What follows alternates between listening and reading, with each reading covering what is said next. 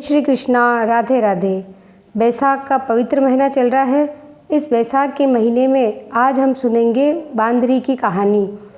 ये कथा अंत तक ज़रूर सुनिएगा, तभी आपको कथा का फल अवश्य मिलेगा। एक बार एक राजा था। वह बैसाख के दिनों में नदी में स्नान करने जाता था।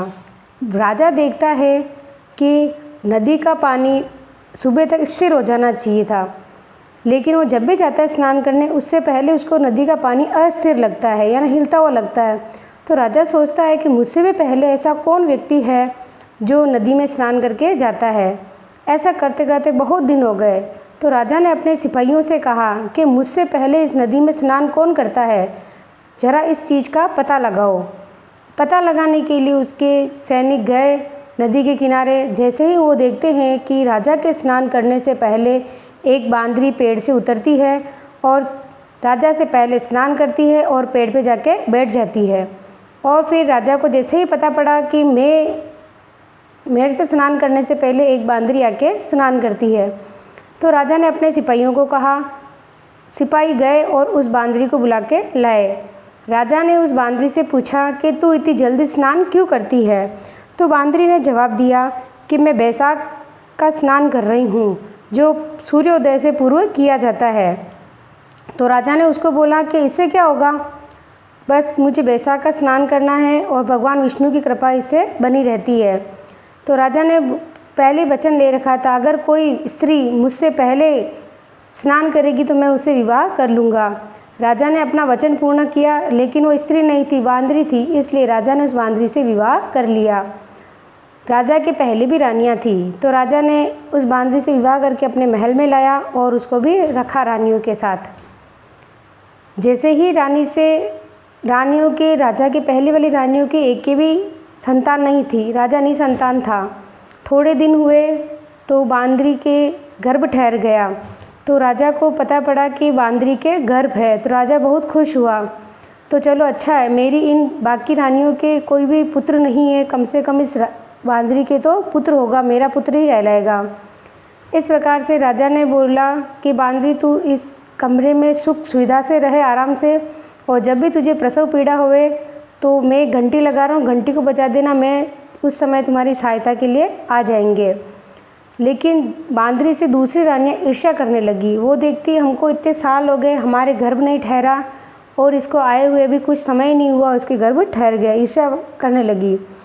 तो जैसे ही बाकी रानियाँ उस बांदरी के पास गई और कहा कि घंटी क्यों लगा रखी है, तो बांदरी बोली कि अगर मुझे प्रसव पीड़ा होगी तो मैं किसी को बुला नहीं पाऊँगी, तो ये घंटी बजाकर संकेत कर दूँगी। तो बाकी रानियों ने बोला कि एक बार घंटी बजा के दिखाओ।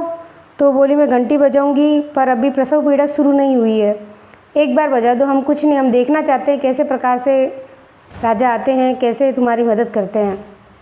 तो बांदरी भूली थी, उसने घंटी बजा दी। राजा जी तुरंत सबके साथ आ गए, लेकिन बांदरी ने बोला महाराज ऐसा कुछ नहीं, रानियों ने कहा इसलिए मैंने घंटी बजा दी। तो राजा ने सोचा कि भाई बांदरियों ने के लिए रानियों ने कहा ये तो मनुष्य ही अपने आप पे कंट्रोल नहीं रख सकता है, ये तो कम से कम बांदरी है, जानवर है, तो ये कितनी भी बार घंटी बजा सकती है, तो आप बार बार कितनी बार इसके पास आओगे।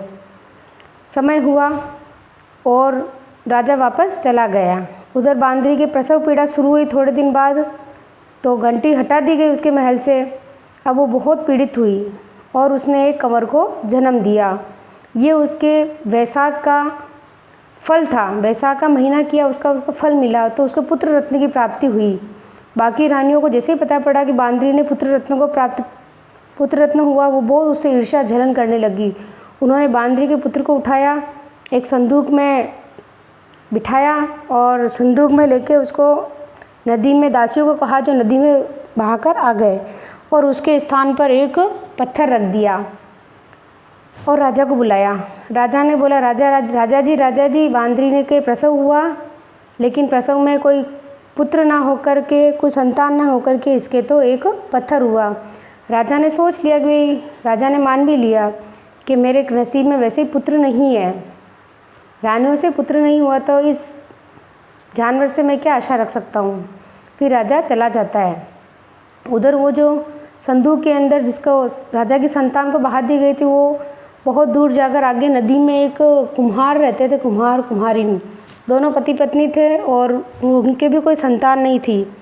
वो नदी के किनारे पानी लेने गए थे, उनको संदूक मिला, संदूक को खोल के देखा तो उसके अंदर कुंवर था।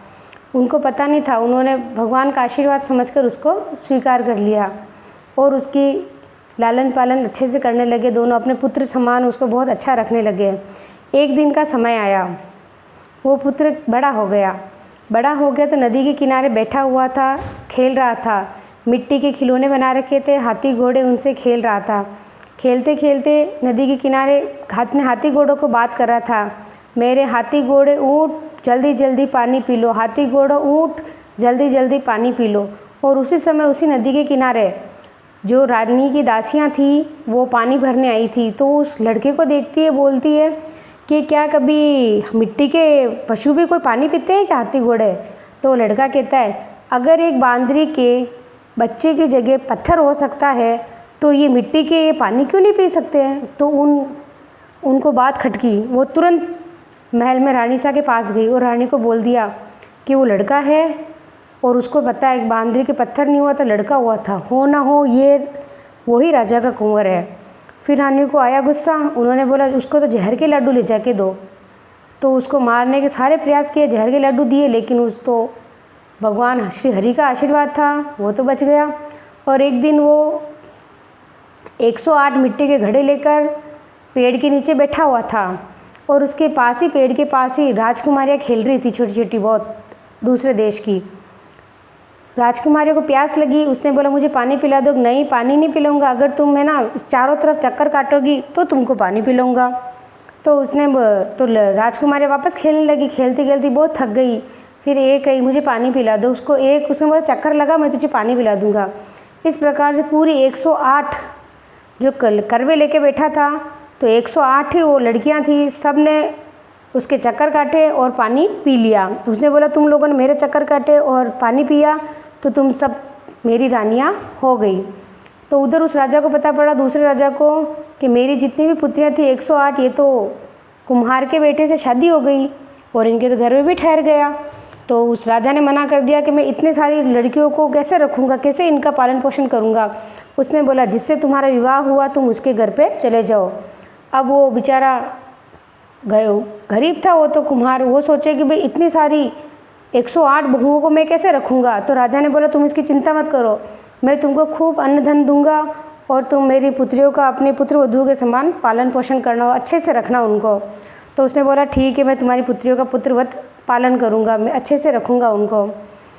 ऐसे करते करते थोड़ा समय हुआ और उधर जो कुम्हार था, कुम्हार ने बोला कि मेरे पुत्र था उसकी शादी होगी, अब मैं पूरे गांव को जिमाना चाहता हूँ। तो सबको बुलाया झीमने के लिए, सबको बुलाया झीमने के लिए। आसपास के राजा भी आए और वो जो राजा था जिसका खुद पुत्र था वो भी आए, लेकिन झीमने के लिए बांदरी को नहीं लाए। तो वो उसको पता था उस लड़के को ये बांदरी मेरी माँ है। उसने अपनी पहली रानियों को कह दिया था, 108 रानियों को, कि मेरे असली माँ बाप ये नहीं है, हमारी माँ वो बांदरी है और वो राजा है। तो वो झीमने आएंगे तो सब रानियों के साथ तुम भले कैसा भी व्यवहार करना, लेकिन जो बांदरियों को सबसे ऊंचे आसन पर बिठाना और एक एक आके उसके चरण स्पर्श करना और उसको अपना पुत्र देना। क्योंकि जैसे ही उस लड़के से 108 लड़कियों का विवाह हुआ, वो सबकी सब गर्भवती हुई और सबके पुत्र रत्न की प्राप्ति हुई।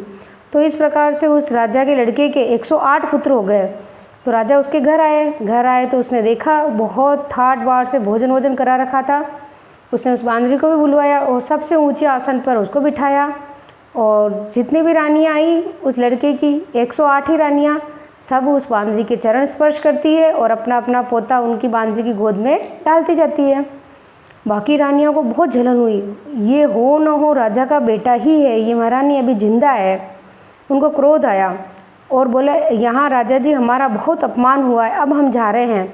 राजा को पता पड़ गया कि ये राजा को भी कि ऐसा क्यों किया। तो उन्होंने बोला कि मैंने जानबूझ के नहीं किया, ये वही रानियाँ हैं, मैं इनका पुत्र हूँ, बांदरी माँ का पुत्र हूँ।